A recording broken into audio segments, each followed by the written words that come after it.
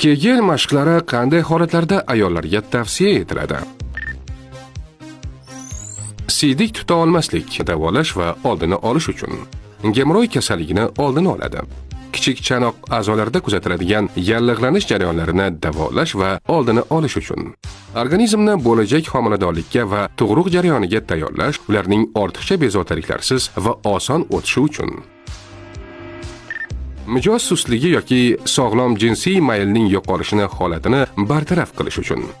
Anorgazmiya, orgazmga erishmaslik holati yuzaga kelmasligining profilaktikasi uchun tavsiya etiladi.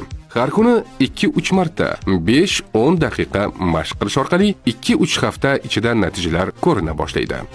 Og'ir kasalliklar bo'lsa, avval shifokor bilan maslahatlashish tavsiya etiladi.